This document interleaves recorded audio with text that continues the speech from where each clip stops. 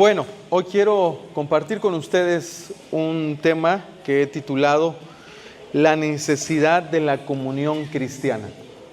Vuelvo a repetir, la necesidad de la comunión cristiana. Por última vez, la necesidad de la comunión cristiana. Bueno, hemos estado hablando mucho de qué es la iglesia eficaz. Hemos mencionado también el otro tema que compartíamos como una gran serie titulada La iglesia eficaz. Otro tema que hablábamos es qué debe ser la iglesia, y etcétera, etcétera, ¿verdad? Dedicamos casi como 3 meses viendo las notas todos los miércoles hablando de la iglesia. A estas alturas usted ya debe tener noción muy básica qué es la iglesia.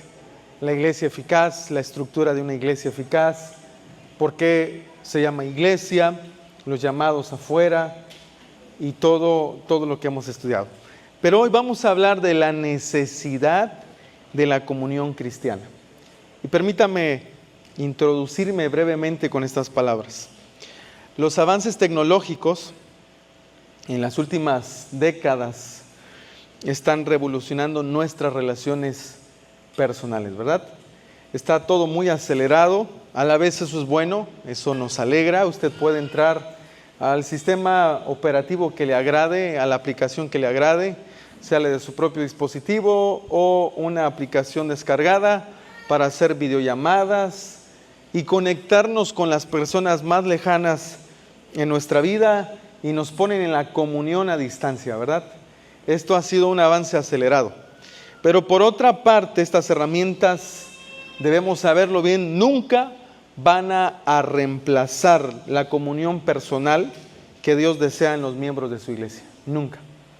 No deben reemplazar.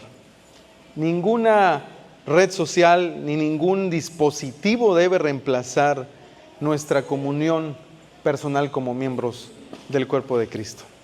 Entonces quiero hacer una pregunta para desarrollarme con el tema en esta noche.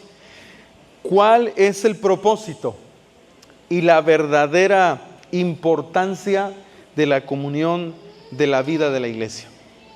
En resumen, la pregunta es: ¿cuál es el propósito de la comunión como cristianos? ¿Cuál es el propósito? Ese es nuestro trabajo hoy, desarrollar todo esto. Bueno, en primer lugar, quiero dejar en claro que la esencia de la vida de la iglesia, vuelvo a aclarar, usted ya sabe qué es la iglesia. Es usted, no es el edificio. Son todos los llamados a salir del mundo, del sistema caído, a declarar en su vida: ya no vivo yo, Cristo es el que vive en mí. Recordamos esto. Ahora, la esencia de la vida en la iglesia son relaciones, oiga bien, intensas y profundas. Así debería ser. Intensas, profundas, no superficiales. Estamos acostumbrados a solamente escuchar el mensaje, termina el mensaje o termina el tiempo de alabanza, pasamos al mensaje, termina el mensaje y nos vamos. Probablemente lo más que podemos hacer es tolerar escuchar el gozo o la problemática de la persona solo al terminar el culto, pero después no le llamo, no quiero escucharle más de sus problemas. Es suficiente con los míos. ¿Para qué llamarle y saber cómo sigue? No, ahí está bien, ya está bien con lo mío. Entonces ese es el problema de la iglesia hoy en día. No es eficaz, son relaciones superficiales, pero somos llamados a vivir relaciones intensas, profundas, no como las que estamos acostumbrados a vivir en la etapa moderna en la que nos encontramos. ¿Y sabe cuál es el modelo? La Trinidad. Padre, Hijo, Espíritu Santo. Están unidos poderosamente entre sí. Una relación profunda, amorosa. Usted sabe lo que dijo Cristo: el Padre me ama, yo le amo, Él y Él somos uno, Él en mí, yo en Él. Lo mismo es en nuestra vida. Ese es el modelo a seguir. Relaciones profundas como la que nos muestra la Trinidad, no relaciones superficiales. Por favor, desde ya, usted no vaya pensando que este es un sermón más, que solamente va a pasar el mensaje y como los toreros, ole, pásale, este mensaje no es para mí. No, hermanos, este mensaje es para todos nosotros. El punto aquí es la necesidad de la comunión cristiana. Tenemos una necesidad dada por Dios. Ahora escuche esto, nosotros fuimos hechos a la imagen, creados a la imagen y semejanza de Dios. Por lo tanto, Dios se relaciona con su creación profundamente. Profundamente. Nosotros debemos relacionarnos unos con otros profundamente. Y quiero mencionar que el Nuevo Testamento nos dice, oiga, Dios vino, estableció su tabernáculo, esto es Cristo, habitó entre nosotros, se hizo semejante a los hombres, les sirvió a los hombres, vivió con nosotros. Después de esto Él es levantado, pero no nos deja solos, nos envía a su Espíritu Santo, no solo a estar con nosotros, su Espíritu Santo está en nosotros. Oiga, ¿cómo es la relación en Cristo? No solo está con, está en nosotros. Ese es el modelo a seguir. Todos somos uno en Cristo, porque todos tenemos su Santo Espíritu, somos uno. Usted recuerda Efesios 4, un solo Dios, un solo Señor, una sola iglesia, un solo bautismo, una sola fe, un solo cuerpo, un solo Espíritu por el cual todos venimos a ser hijos del mismo Padre. Esto es muy importante a comprender en esta noche. Todos somos uno en Cristo. Y quiero citar Efesios 4, 15 al 16. Una de las visiones o una de las cosas que resalta la visión, un texto que resalta la visión de esta iglesia es Efesios 4, 11 y 12. Él constituye ministerios a fin de capacitar a los santos para que los santos hagan obra de ministerio hasta que todos lleguemos a la unidad de la fe y del conocimiento del Hijo de Dios. Esa es la visión de esta iglesia, unidad en Cristo Jesús. Pero ahora miren lo que dice Efesios 4:15. Sino que siguiendo la verdad en amor, crezcamos en todo aquel que es la cabeza. Oiga otra vez. Sino que siguiendo la verdad en amor, crezcamos en todo, en aquel que es la cabeza, esto es Cristo, de quien todo el cuerpo, bien concertado, ensamblado, unido entre sí por todas las coyunturas que se ayudan mutuamente según la actividad propia de cada miembro, atención, recibe su crecimiento para ir edificándose en amor. En el reino animal hay animales salvajes que tienen que comer carne, es necesario para que puedan vivir. Y la forma de cómo poner, vamos a decir, la palabra no es débil, pero cómo hacer más indefenso a su presa es desmembrándolos. ¿Usted podría caminar si se zafa un hueso? No, ¿verdad? Imagínense un animal feroz, tiene que desmembrar al cuerpo de un animal para después debilitarlo y al debilitarlo es más fácil devorarlo. No va a estar dando guerra, tiene que estar quieto y se deja devorar. Bueno, el trabajo de Satanás es debilitar a la iglesia desmembrándola. Usted acaba de leer ahí en el versículo 16, todo el cuerpo concertado, ensamblado, unido entre sí mismo por todas las coyunturas que se ayudan mutuamente según la actividad propia de cada miembro del cuerpo. Oiga, recibe su crecimiento para ir edificándose. El trabajo de Satanás es desmembrar, apartarnos, quitarnos de estar juntos para que no recibamos crecimiento. Somos el cuerpo de Cristo, hermanos. Él es la cabeza y su vida es la que está en nosotros y nos mantiene unidos en amor. Su vida nos mantiene unidos en amor.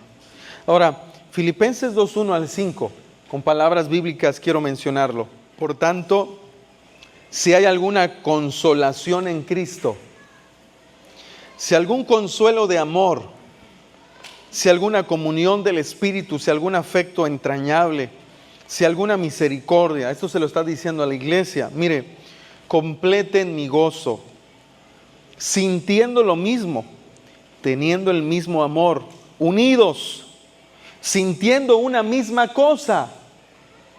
Nada hagan por contienda o por vanagloria, antes bien con humildad, estimando cada uno a los demás como superiores a él mismo. Vaya prestando atención a cada palabra que leemos. Verso 4. No mirando cada uno por lo suyo propio, sino cada cual también por lo de los otros. Verso 5. Finalizamos ahí. Haya pues en ustedes este sentir que hubo también en Cristo Jesús. Ahora, hermanos, el mismo sentir quiere decir el mismo tipo de amor con el que Él mostró humillarse para servirnos. Nosotros debemos mostrar lo mismo con nuestros hermanos en la fe.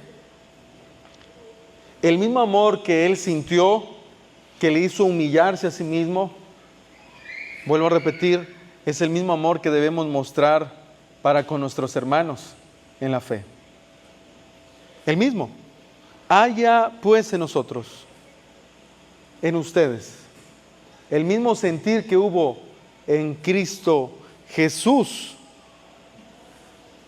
Él se humilló a sí mismo para amarnos, dejó todo.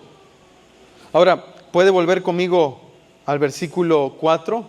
Este versículo, Filipenses 2:4, este versículo pudiera no agradarnos para nada, no mirando cada uno por lo suyo propio, sino cada cual también por lo de los otros. Esta es una iglesia verdadera, esta que está mencionando aquí. Ahora, el cristianismo es relacionarnos intensamente unos con otros. Eso es, relaciones intensas unos con otros, no superficiales. Relaciones como las que Cristo tiene con su iglesia. La presencia física de otros cristianos es una fuente de gozo y fortaleza. Oiga bien, ya vamos adentrándonos un poco más a lo que queremos hoy hablar. Escuche, la presencia física de otros cristianos es una fuente de gozo y fortaleza. Así deberíamos ver nuestra comunión unos con otros, una fuente de gozo y fortaleza. Es una señal física de la presencia, de la gracia del Dios Trino. El hecho de que tú tengas un hermano a la par tuya sentado es una manifestación física de la gracia de Dios contigo. No lo pase por alto, quiero ir lento. El hecho de que haya alguien sentado a la par que no sea de tu propia sangre, viene de otra colonia distinta, de otro pueblo, de otra nación, de otra ciudad, sentado ahí a la par tuya, es una muestra física de la gracia de Dios para contigo. ¿Tienes hermanos? Me gustó lo que, no recuerdo ahora, y tal vez voy a mentir, y va a quedar en esta grabación, admito, no recuerdo. Viene el autor, si fue Juan Calvino o quién fue el que dijo, no, fue Carlos Spurgeon, ya recordé. Él dijo, el hermano que está en Cristo contigo es más tu hermano que los que nacieron de sangre contigo.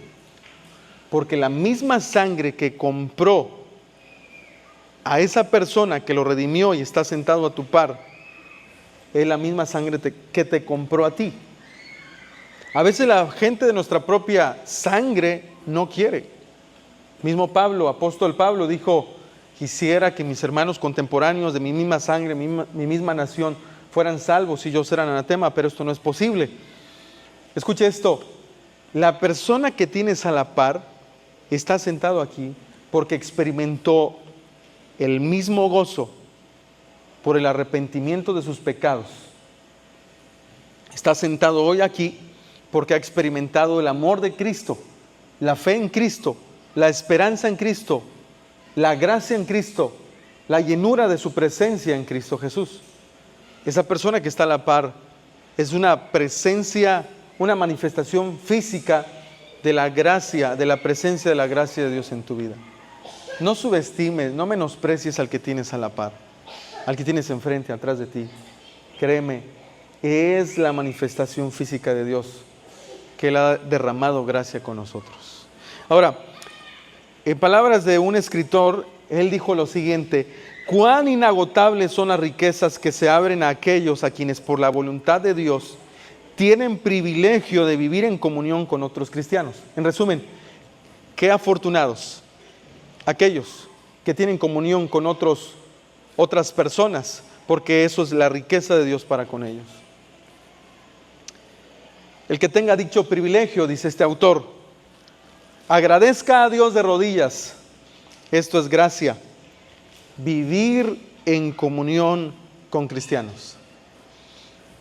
No ha terminado mi vida de escuchar testimonios de gente que me dice: mira, yo tenía amigos que yo consideraba amigos en el mundo. Me enfermé, nunca los volví a ver. Mejor vino el cristiano a verme. Ahora, ¿qué quiero mencionar con todo esto? Tenemos un gran privilegio por parte de Dios al tener hermanos en la fe. En esta iglesia hemos experimentado el gozo de cuando alguien tiene una necesidad, lo apoyamos. Sea económicamente, tiene que echar un colado, vamos a su colado. Tiene que levantar paredes, vamos a levantar sus paredes. Tiene que mover tierra, vamos a unirnos, movamos su tierra. Hermano, esa es una dicha grande que solo Dios da en el pueblo cristiano. Con esto quiero decir, claro que el mundo tiene, vamos a decir, patronatos, asociaciones, tiene programas donde se ayudan, pero después de eso ya te venimos a ayudar, bye. Pero la iglesia tiene la gran oportunidad de adorar al mismo Señor, al mismo Dios, a ayudarse mutuamente, y esta es una manifestación de la gracia física de Dios para nuestras vidas. ¿Sabe qué? El Nuevo Testamento define a la iglesia como retratados como una novia. Somos retratados como una novia. Somos retratados como una esposa con un marido. Somos ilustrados en el Nuevo Testamento como un conjunto de ramas conectados a la vid, como un rebaño con un pastor, ese pastor es Cristo, como un reino con un rey, como una casa con un padre, como un edificio con un cimiento, como un cuerpo con una cabeza. Y esa es nuestra identidad única. Tenemos al pastor de pastores. Él es la plenitud de aquel que lo llena todo en todo. Él es la cabeza. Nosotros somos su cuerpo. Vamos creciendo mutuamente. Ahora, me parece importante recordarles a todos ustedes esto que es muy esencial. Jesús oró en Juan 17. Usted lo ha de recordar: Señor, no te pido que los quites del mundo, sino que los guardes del mal. Y que los hagas uno, así como tú y yo, Padre, somos uno. ¿Sabe? La oración de Cristo fue respondida. ¿Sabe dónde? En la iglesia. No piense que eso no fue respondido. Cuando Jesús oró y dijo: oro que seamos uno, usted aquí es la respuesta de oración, la oración de Cristo. Usted aquí, al estar hoy acá, es un espíritu. Después de irse de esta asamblea, de esta reunión, de este culto, usted sigue siendo uno en el espíritu con Cristo. Esto es importante saberlo. Así que con esto queremos decir y afirmar: estamos conectados. Estamos conectados, hermanos. Bueno, al menos así debería de ser. ¿Sabe de qué manera? Conectados espiritualmente y diseñados para compartir la vida. Oiga con atención, no existen ministerios individuales. Esto solo es de Daniel. No, existe ministerio compartido. Hay ancianos. Escuche, la verdadera realidad de una iglesia es una comunión compartida, no individual. El poder es compartido, la verdad es compartida. Esa es una iglesia verdadera. La palabra comunión aparece 8 veces en el Nuevo Testamento. Esa palabra traducida significa koinonía, comunión. Usted lea el Nuevo Testamento, la Santa Cena, Hechos capítulo 2, 42, permanecían todos unidos en la doctrina, comunión, en la comunión de los apóstoles, en la doctrina de los apóstoles, en la comunión unos con otros, en el partimiento del pan. Esa palabra comunión significa koinonía. ¿Y sabe qué? Las 8 veces la palabra comunión, koinonía, aparece compartido. Compartían el pan, koinonía. Nunca individual. Todo en la iglesia es compartido. Por eso la iglesia podía decir de sí misma: no tomo nada como mío propio, antes bien yo puedo compartir con los más necesitados. Ahora con esto vamos a avanzar. Quiero hacer una pregunta para ir comprendiendo este mensaje. Y hoy es la primera parte de todo lo que queremos compartir en las siguientes semanas, los días miércoles. Esta es la pregunta para usted. ¿La comunión es la perspectiva de la iglesia actual? O sea, ¿es la meta de la iglesia actual? Pregunto, usted como analista, analice, ¿cómo se ve la iglesia? No solo aquí en Jardines, vamos a ser un poco más generales. ¿Cómo se ve la iglesia? ¿Su meta está siendo la comunión actualmente? ¿O cree que nos reunimos más por el estilo de música? Porque el pastor es carismático, es buena onda, sus mensajes son actualizados y van como más en la onda que está viviendo el mundo. Es por las luces, el escenario, es por los programas, atienden bien a mis hijos. ¿Usted cree que la gente va más por la comunión para dar o para demandar a una iglesia? Voy a ayudarles un poco más.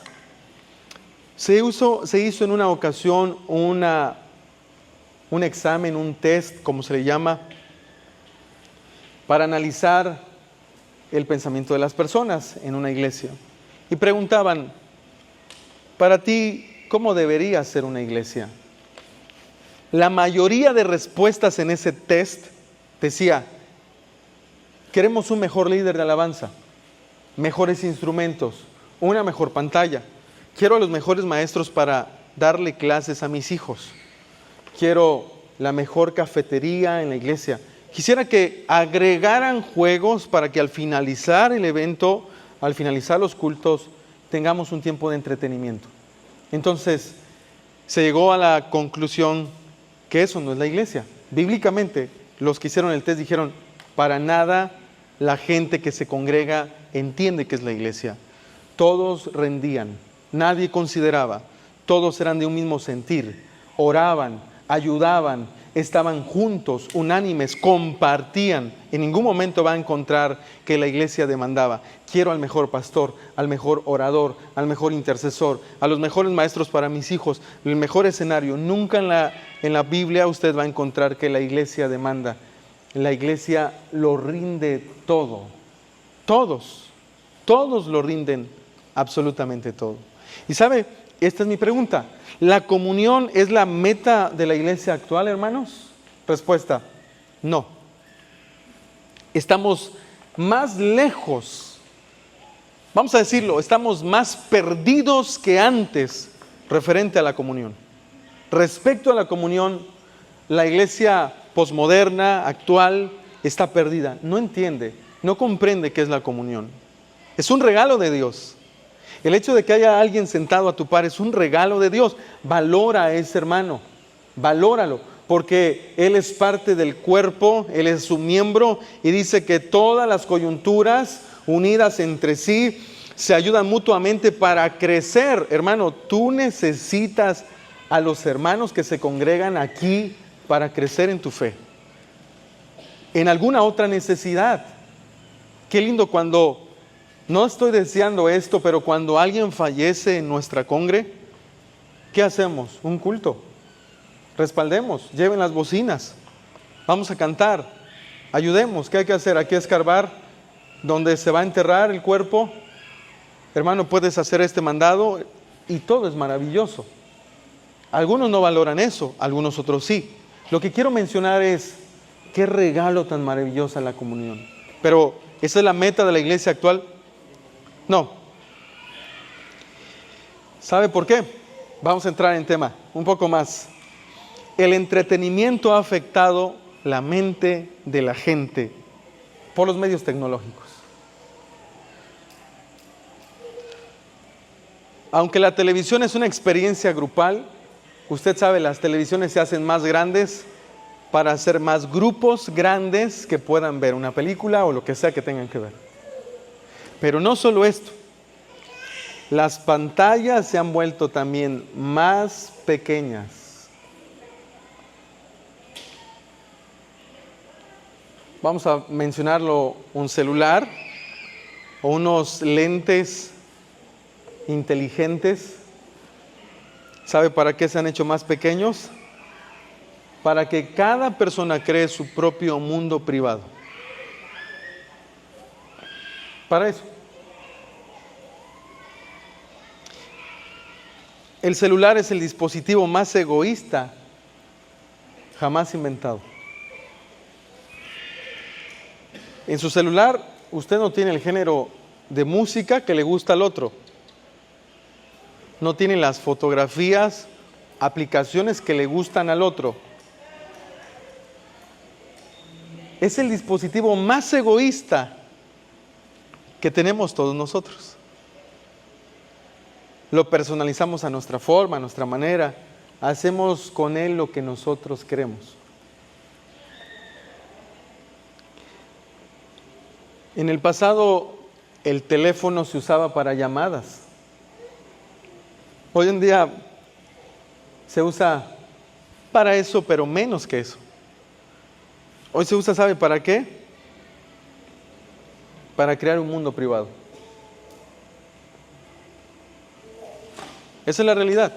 Si es una herramienta, no vamos a hablar de cuán eficaz es, cómo nos ayuda, no. Ese no es el punto. El punto a tomar acá es cómo el entretenimiento ha afectado la comunión real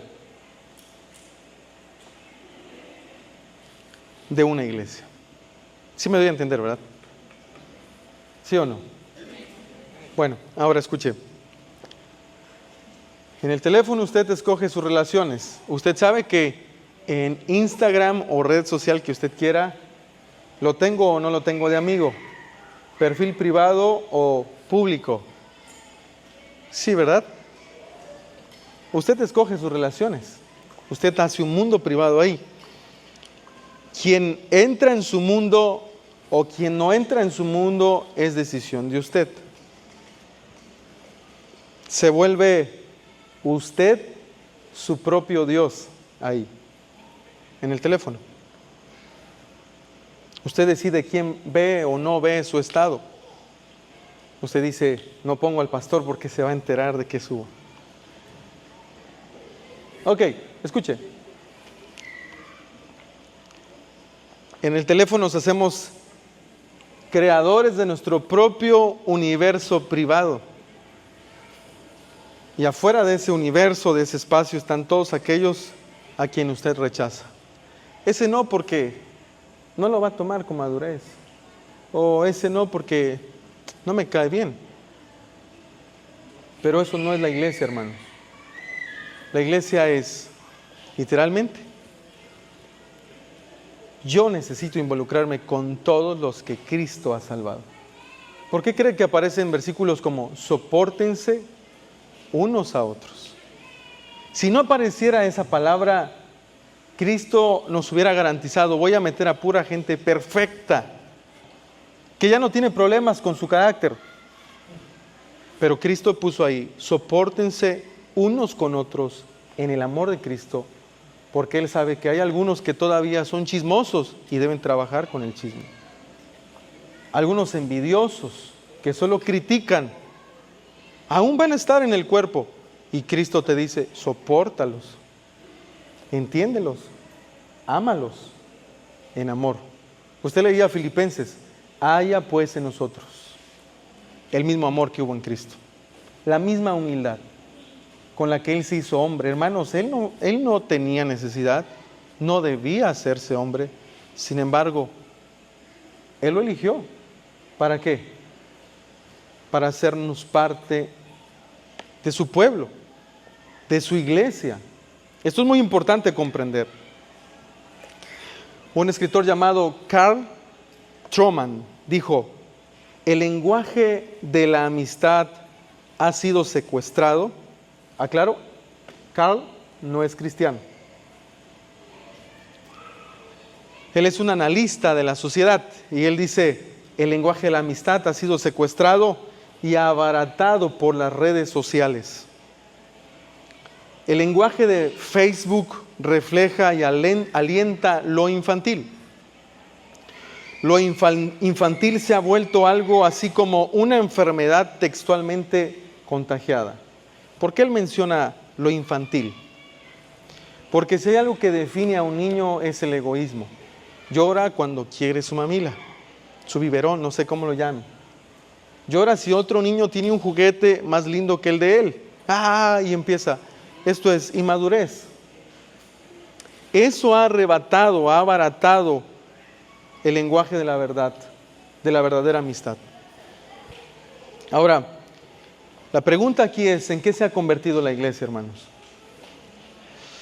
El objetivo de la iglesia hoy en día se ha hecho satisfacer el egoísmo de todo el mundo. Eso está mal. Los líderes quieren satisfacer el egoísmo de todas las personas. ¿Sabe de qué manera? Quieren una iglesia sin sacrificio, sin compromiso, por favor, sin significado real, sin valor. La comunión real no existe en un mundo de fantasías, hermanos. Porque es fantasía. ¿Y sabe cómo quiere la gente hoy en día la iglesia? Como una iglesia de fantasía, donde no haya compromiso real, donde no me tenga que comprometer con el pastor, con los líderes, con mi propio hermano, ir a visitarlo, ayudarle, donde no exista sacrificio, por favor, donde no exista significado real de ser un congregante, donde no tengamos que agregar algo de valor. Entonces, la comunión real se da entre personas reales. Yo lo quiero animar a usted, conviva por más, con respeto lo digo, chocante que parezca la persona, no sea arrogante, no preparada, no culto, conviva. Esa es mi invitación para usted, hermano, conviva. Parece que no está actualizado, es aburrido hablar con él, más si es un viejito de 60 años, ¿qué voy a hablar con él? Pero hermanos, la comunión real se da entre personas reales. El cristianismo, la comunión, no es una experiencia privada. Por eso mencionábamos los dispositivos, eso es algo privado. Usted tiene que saber que hay una tendencia que está de moda y esa es la siguiente. Personas creando su propia vida y propio mundo virtual. Crean sus preferencias virtuales, personales, hacen lo que ellos quieren que se haga, dejan afuera al resto de la gente que no opine lo mismo que él o que ella. Ese es el mundo en el que vivimos. Exclusión. Pero sabe, Cristo no murió solo por ricos o por sabios, o no murió solo por pobres y insensatos. Él murió por gente de toda clase. Eso es la iglesia. Aquí hay gente culta y no culta, gente torpe y gente preparada, gente con una posición económica más fuerte que otros. pero sin importar la raza, el género, sea hombre o mujer, aclaro cuando digo género, Dios ha constituido un reino de gente así y quiere que nos amemos. Entonces, ¿sabe? El resultado de la sociedad en la que estamos viviendo es una sociedad más aislada, una sociedad más consumista, más narcisista, concentrada en sí misma, cual nunca antes había visto, más corrupta moralmente. Solo quieren todo para ellos. Pero si usted va a la iglesia del Nuevo Testamento, es una iglesia que lo daba todo. Aunque no está en mi sermón, por favor lea conmigo lo que dice Hechos 2:42. Hechos 2:42.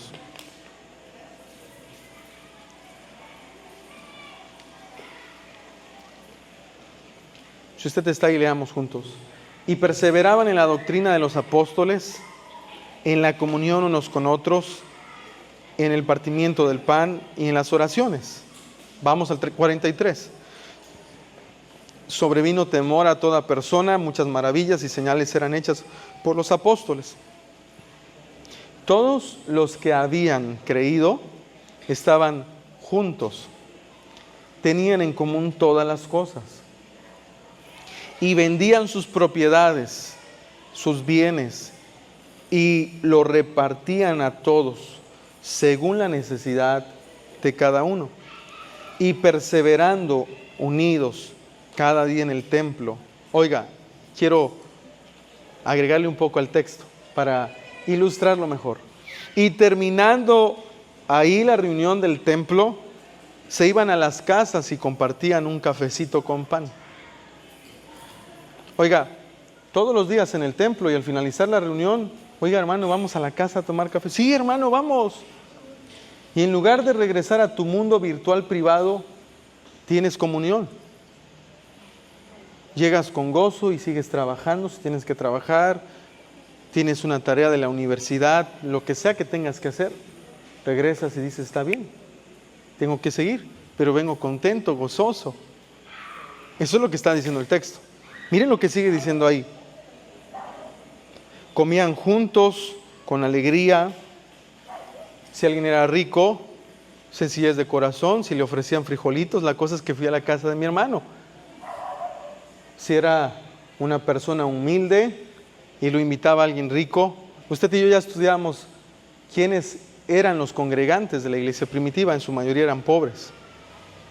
Fíjese bien, la cosa es aportar a las personas.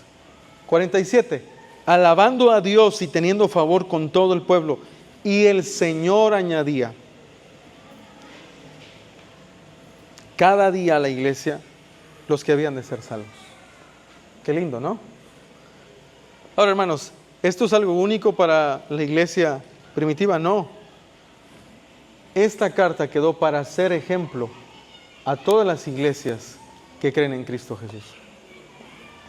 Así que invite a alguien a tomar café. Yo he escuchado, no de esta congre, pero personas que dicen, no, es que luego queda el montón de trastes y para lavarlos. No, eso es egoísmo. Bueno, si tanto es que no hay tiempo, compre un poco de vasos de unicel, que se llaman, ¿cómo? Térmicos. Gracias. Bueno, son desechables. El punto es, comparta. Comparta. Es maravilloso. Entonces, actualmente la iglesia está vista como no necesaria en el mundo. Oiga, los lugares que venden drogas son necesarios. Las tiendas de alcohol son necesarias. Si quieres ver el partido de la Champions, no sé qué, ve por tu Tecate. Se publica como todo necesario. ¿Y sabe qué dice la gente? Todo es necesario, menos la iglesia. No necesito una iglesia. Necesito un Oxxo cerca de mí. necesito una tienda que me venda zapatos modernos. Eso es lo que necesitamos, pero una iglesia, no, eso es anticuado ahora. Hermanos, les estoy hablando del panorama general, cómo el mundo ve la iglesia hoy en día. Eso ya está obsoleto, ya quedó en el pasado. Porque todo mundo puede crear su religión. Todo mundo puede crear hoy en día a un Dios a su imagen y semejanza. No, Dios me ama tal y como soy. No, Dios es un hombre que le gusta que yo fume marihuana porque Él creó la marihuana. Por algo Dios hizo la naturaleza. Y Él dice, la marihuana está bien, no es pecado. Pero no, hermanos. Todo mundo está inventando su propia religión. La iglesia evangélica ha intentado por décadas darle a la sociedad lo que quiere. ¿Y sabe qué quiere la sociedad? Privacidad. Si el pastor puede venir a mi casa, mejor. Yo no voy a la iglesia. ¿Sabe qué quiere la iglesia? Comodidad. No, ir hasta allá, vengo cansado. Queremos comodidad. Queremos poco compromiso. No queremos rendir cuentas. Es más fácil tener una iglesia virtual en pantalla que ir y tener a personas que me puedan fallar. ¿Qué tal y si sale alguien ahí medio mal en esa iglesia y me hace un daño? No quiero salir herido con nadie. Oiga, eso es lo que la gente quiere, una realización personal. Pero la vida de la iglesia se hizo presa del diseño seductor personal que promueve el mundo. De eso se ha hecho víctima la iglesia. Por eso oye a mucha gente decir, es difícil encontrar una iglesia que me guste. Allá cantan alabanzas religiosas, aburridas. No, yo quiero una iglesia que cante las más modernas. Otros dicen, yo quiero que se prediquen mensajes más actualizados, que tengan que ver con la tecnología, cómo podemos hacer esto, lo demás. Quiero estar cómodo. ¿Y sabe qué? Todos hoy en día prefieren a los youtubers, a creadores de contenidos. Por favor, puede leer conmigo Primera de Timoteo. Viene a mi mente lo que dice la Escritura.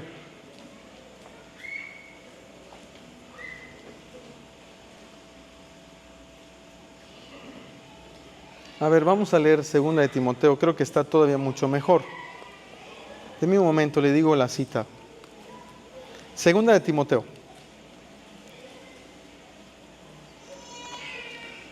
Leamos exactamente el capítulo 4, por favor.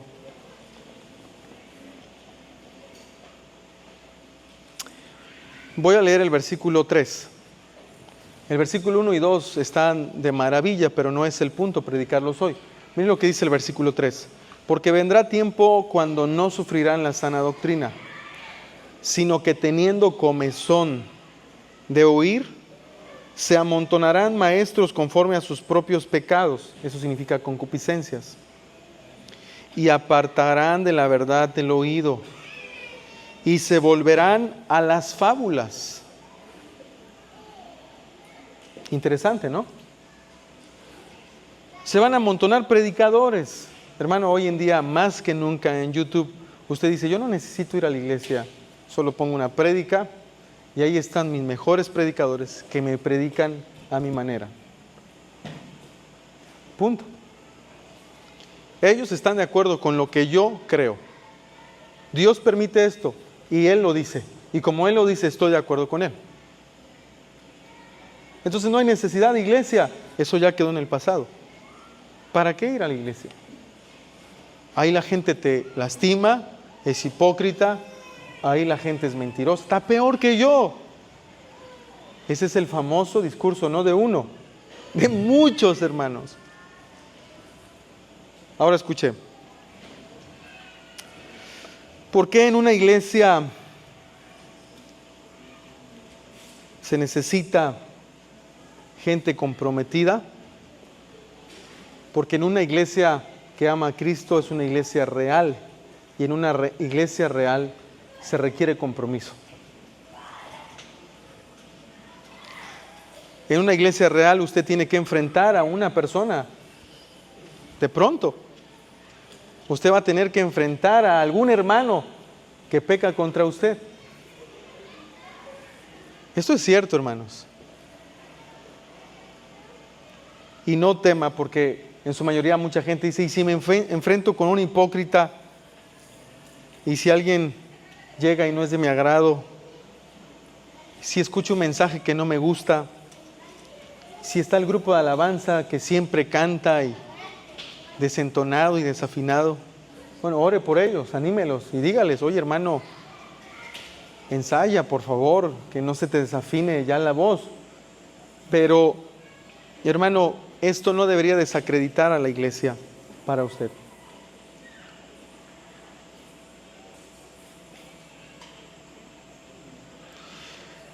Tal vez todo lo que hemos mencionado es demasiado para nuestro propio mundo privado. En el mundo privado no queremos que nadie entre a obstruir nuestra paz. Y en esta área en particular queremos distanciarnos para tener nuestra propia relación, propia experiencia, propias relaciones, diseñando todo a nuestra manera. Pero esto muestra que la iglesia ha perdido el poder de la palabra de Dios.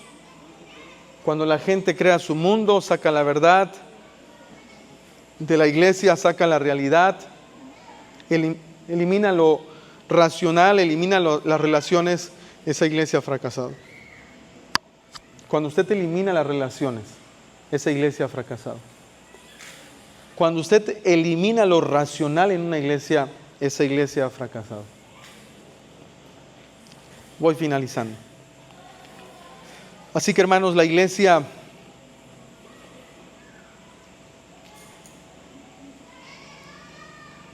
para los millennials, según algunos comentaristas,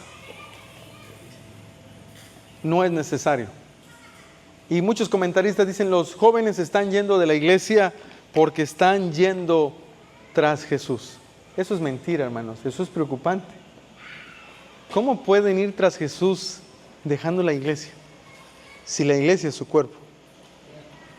Es la plenitud de Cristo. Más bien, van hacia el Jesús que ellos crean en su propia mente. Un Jesús que permite todo, un Jesús que ama todo tipo de pecado, pero esa no es la iglesia verdadera. Así que escuchen esto, por favor. Mucha gente dice la iglesia no es necesaria. Usted puede tener un grupo en Facebook, ahí ser iglesia, compartir versículos, cánticos, videos, en Facebook, todo. Tengo a 2 miembros en línea. Pero sabe, usted puede oír lo que quiere oír, lo que elige oír. Usted puede rechazar lo que no le gusta oír. Usted puede plantar una iglesia con miembros exclusivos, aislados de una verdadera iglesia. Eso es lo que está haciendo la iglesia emergente. Se conforma en un enfoque personalizado, en una vida que les agrada a ellos. Así que hermanos, nosotros no somos esa iglesia, nosotros somos una iglesia que de verdad ama a Cristo. La iglesia ha caído en una eclesiología frágil y débil. Y esto va a afectar el impacto de la sana doctrina a muchas generaciones. Solo quiero afirmar, la iglesia verdadera es necesaria. La iglesia donde no es virtual, sino es congregacional. Hay miembros físicos, hay miembros pecadores todavía, hay miembros que fallan, hay miembros fuertes, hay miembros sabios, hay miembros espirituales y hay miembros que todavía están dejando la forma carnal de vivir. Hay miembros que te van a ofender, pero la iglesia verdadera es necesaria. La iglesia de verdad dice, necesito a mis hermanos, los necesito, quiero convivir con ellos, quiero estar con ellos. La iglesia solamente puede crecer a la semejanza de Cristo, mediante el ministerio mutuo de los dones espirituales. ¿Recuerda? Va creciendo mutuamente. Usted necesita al hermano a la par porque él es distinto a usted. Dios le ha dado un don especial a él y usted necesita a esa persona. Porque Dios lo ha dotado a esa persona de dones muy particulares con esa persona.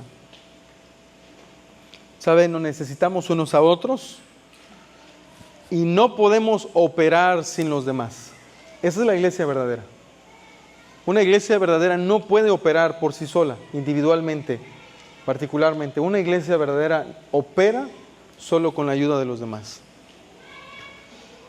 Así que si nos mantienen separados, recuerda por lo que leíamos en Efesios, todos los miembros concertados en sí van creciendo porque se ayudan mutuamente. ¿Sabe?